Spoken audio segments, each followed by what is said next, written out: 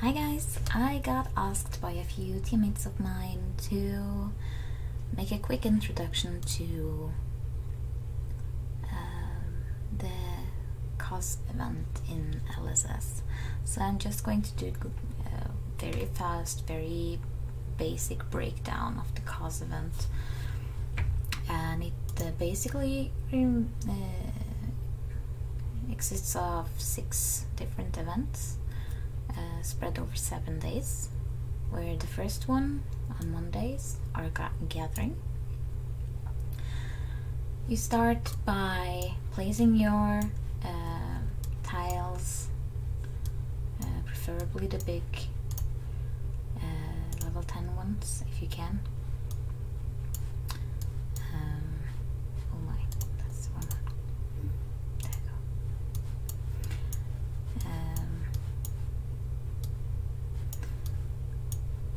Near your base. I'm probably too close right now because of the DD event. Yeah. But the level 10 ones, then use a gathering ticket. You get them in the Alliance shop. Make sure you donate to get enough points to get them.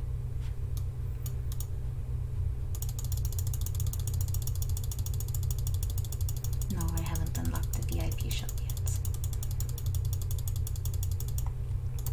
There we go. And get a gathering bonus.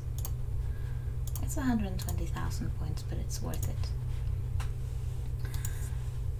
Then pop the gathering event from your inventory and choose your tiles. Depending on the amounts of APCs you have, you will get a different amount of time gathering, like the strength of their APCs, the carrying power. It depends on what troops you use, etc. Usually the vehicles can carry most, so they will give you the longest gathering time. When your smallest APC is about to return, go in and use a ticket to boost your gathering points. You will then see that you will be getting boxes for the different ones. I've only done 5 boxes today because of the DD event. I'm not using my durability on anything else. This is just one round of gathering for me. And start gathering at midnight if you can during the kill events. If you can't, then use strategic gathering. Strategic gathering is when you have your main building over here and you place your gathering tiles over here, far away from any city. You see there's no city around here. So gathering tile here, for example, because people won't use 20 durability and the teleport come far out in nowhere and hit one single tile. It's not worth it. You won't get enough resources to make up for it. You won't get enough troop kills to make up for it. And to know that you will actually be able to beat the troop inside, you will either have to try to find the base of the player or you will have to scout it. So it's a big risk. Nobody scouts tile because people will just return their troops when they see it. So pop your 100% ticket and return the rest of your APCs at the same time as the smallest one. That way you will get the biggest turn. And also when as soon as you return them, send them out again. And if you have the possibility, return them once more before the 30-minute timer has gone out. That way you will get more points. It's not worth it during the DD event because you will use 40 extra durability if you have 4 APCs, but otherwise it can be a good tip to bring along. Or if you're going to sleep or something, you're not going to use the durability anyways. Tuesdays is building day. The bigger buildings you build will give you more points, and also the buildings that require diamonds to build, like, let me see, towers and your garrison, and anything that requires defensive components, or like tower, alloy barrels, etc. that cost diamonds will give you more back when you build them. There's, by the way, been a recent change of tower. Before it just gave attack speed, now it's actually attacking your enemies. So be aware of that change, it can come in handy. Look up times on the buildings you want to upgrade, days or weeks in advance, so you know how long you have to start it before, to not have to use speed ups. That way you can save your speed ups to synchronize many buildings to get as much points as possible out of it, because then you can use a ticket if you have less than 30 minutes between when many buildings finish. And preferably make sure it's a time you're online usually, so you can log in shortly in advance and just pop a ticket and just save it with speed ups or whatever before you log offline, so you get the points and get a bonus of it. Wednesday is research day. Research is probably the most challenging day. My research isn't very advanced, but it's not very specialized in the game anyway. The research that will give you most points are the zone commemoration and the zone conflict. You want to fill out the zone commemoration as soon as possible, because it will give you big advantages during the COZ events. It will give you first advanced rewards, which will unlock 3 more chests, not only 3 chests but up to 6 chests.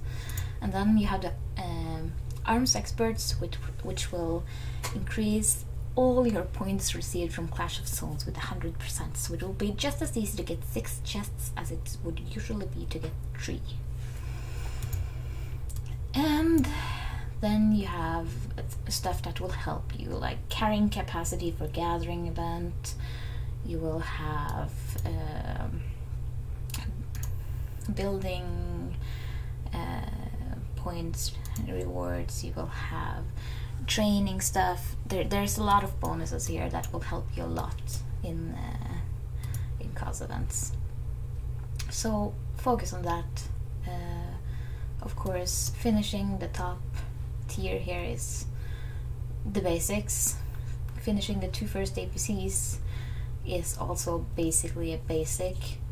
I built up to 2 heroes on the 2 last APCs to increase gathering on them, so I can send them out early and stuff. Because having heroes in your APCs will increase the amount of troops you can bring along a lot. Like you will see here, you have 13.5 thousand troops where there's not a hero, and you will have a 23.5 K troops where you have a hero. So it will help you a lot to increase gathering. Mondays. Then comes the Thursdays. Thursdays is the ultimate COZ day, and most can get all their chests during Thursdays if they do everything right. You should save all your recruitment tickets and only use the free ones during the entire week. Then you should save your wisdom medals, your XP tickets, and try to have enough blue heroes to turn in for all your wisdom medals, for all the wisdom medals you can get that day. Like, let me see, this is low. Here we go. I would try to have 24 blue heroes for Thursday to deliver in.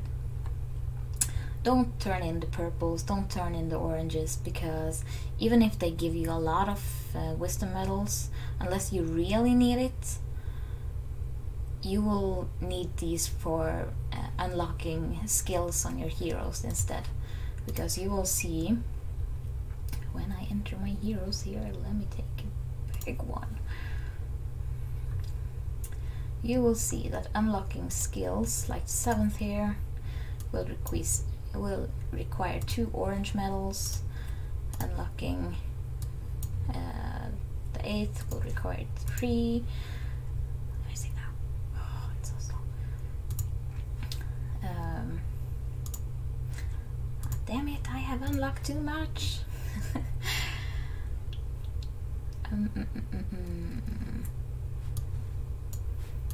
This guy haven't unlocked anything. So unlocking like the 5th skill will require 7 blue heroes and an orange. Unlocking the 4th will require 5 blue and 10 purples. And these things usually take longer time to get. So make sure you save up the purple and orange heroes for these unlocks instead of trading them for wisdom. Yeah, start by turning in all your tickets. Like, go to the hero and start recruiting. Of course, pop 100% ticket first, because that will double the amount of points you get. Then start turning in all their heroes. Then you boost your chosen hero to 35 first. If you have a duplicate, like you can see here, I have of Forsaken and of I can't remember his name, Arsenal. My focus should be on getting them up to 35, because at 35 you can unlock Awaken, which increases your might resistance and also gives a 25 bonus per level to your Dictator skill, which is the first skill here. This skill will increase the amounts of marching troops you can bring along, and is very useful to increase the size of your APC for stronger attacks, for more gathering, and generally to build up strength, because you have might and resistance. Resistance. I sound French. Love. Yeah. And when you have used all your XP tickets, turn in all your blue heroes for wisdom medals and start bursting up your skills. Like on Forsaken here, I would focus on getting my Dictator up to 10, and then try unlocking Awaken if I get to 35. If I don't, I will focus on also leveling his other skills, or strengthening one of the other already stronger heroes I have. Okay. Let me see where I was. All the skills are equally important, but you want to strengthen the amount of your troops because of the fact that it fits or helps in more areas than one. Your mighty resistance will only help during attack or defense, while Awakening will not only strengthen your troops, but it will also increase the amount you can carry during gathering. So it will have a double purpose, which is why it's the second most important skill.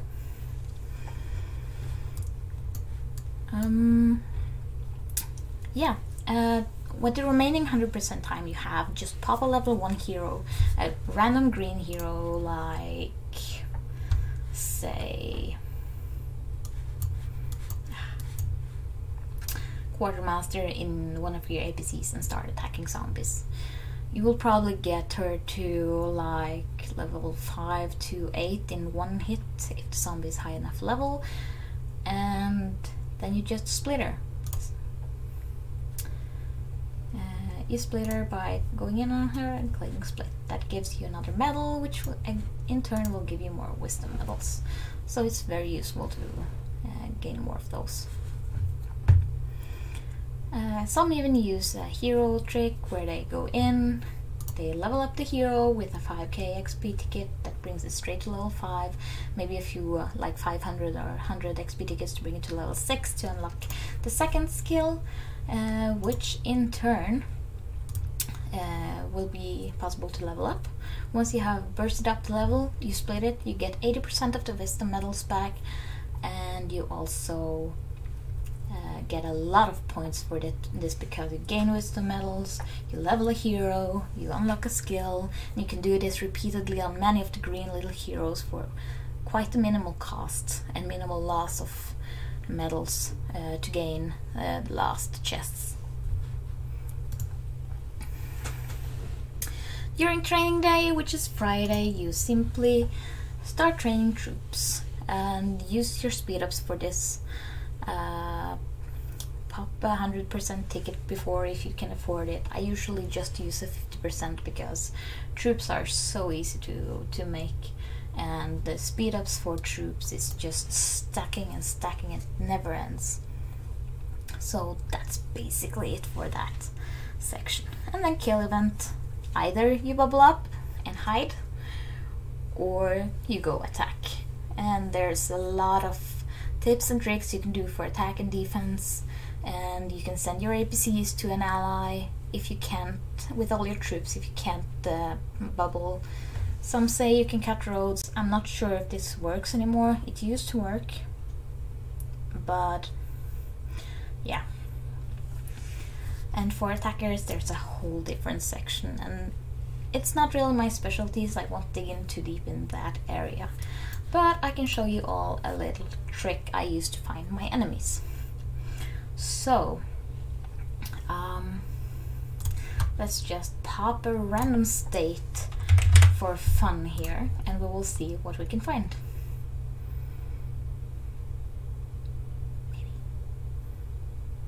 Maybe. There we go. Then I just go out in the map and I start in the middle. And then I will simply go to a corner where the sands end, and here I can start book marking. You have one. Oh, here's a guy nearby from another alliance. Oh, there should be some people nearby. Yep, 2.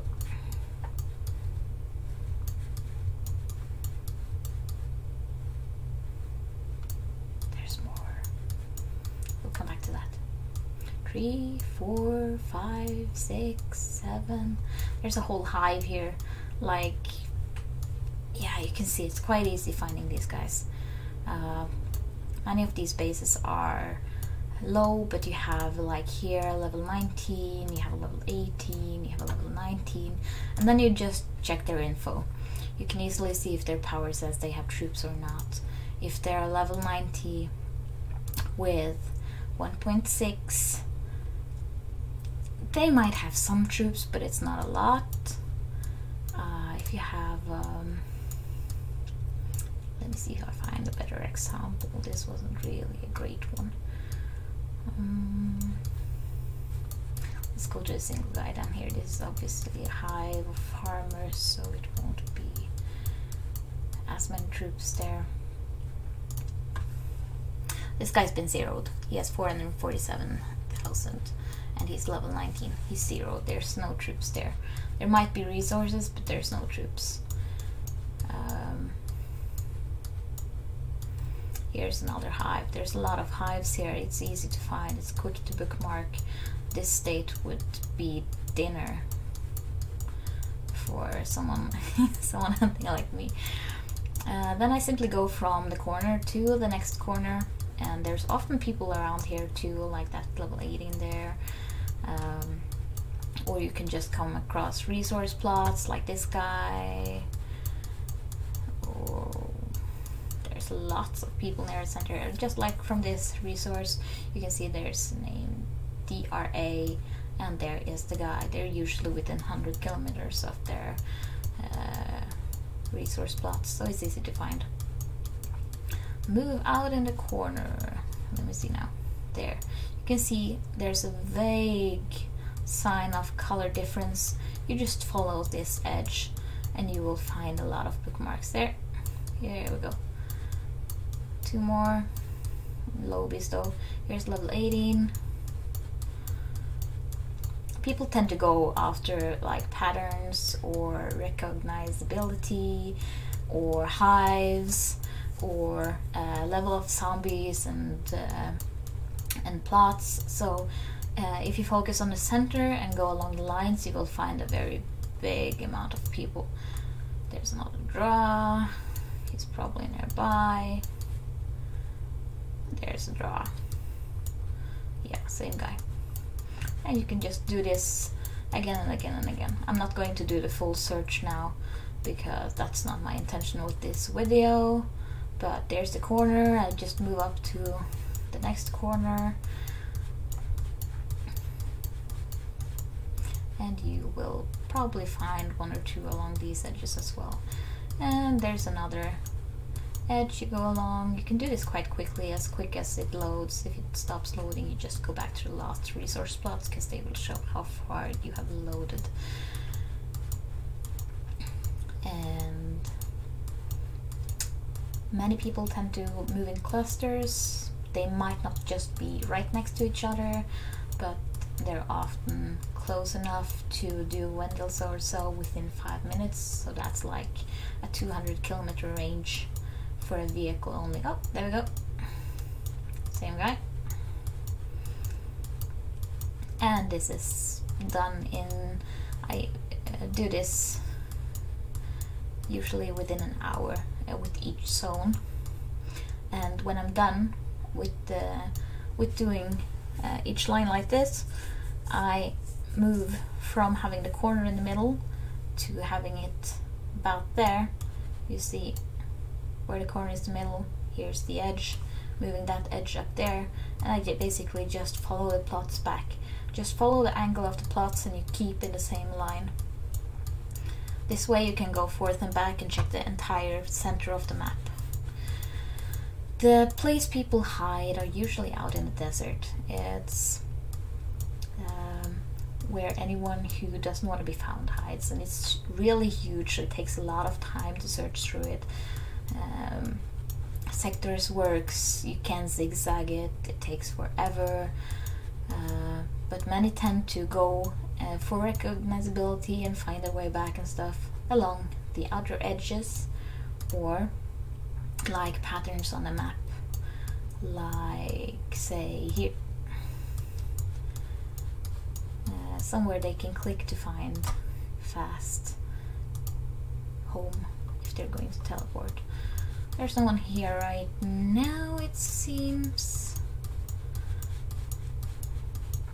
but this is something I've used often to find people, like in this corner perhaps.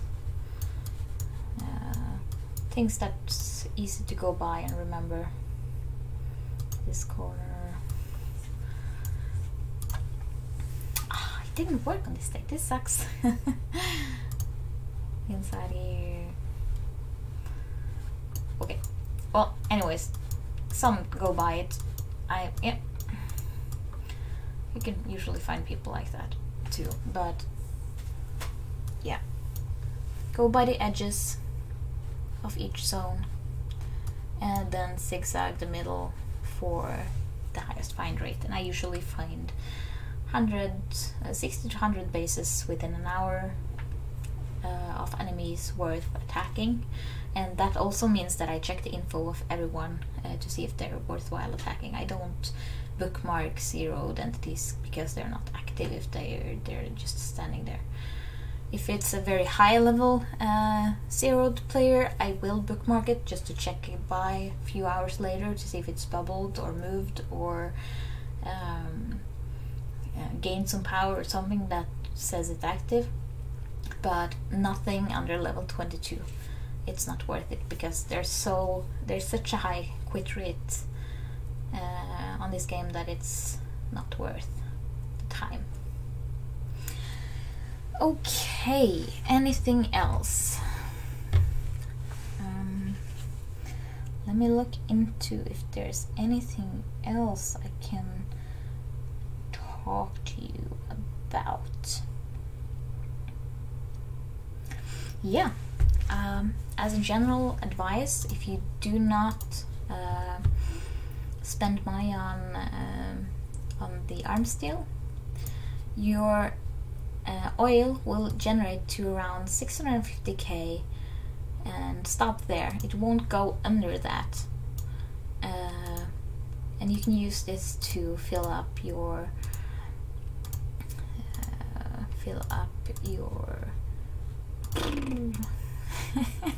power plants to have electricity enough. Yeah. Remember to donate to the Alliance. Now during DD, remember to donate stone. It will help your Alliance a lot. It will make you able to rebuild your Alliance centers if they fall during a war, etc, etc, etc. For cause events, I don't know. If there's any more questions, just ask. I will do my best to answer. I think I basically just ripped up in most that I've already said to you, friend of mine. Yeah.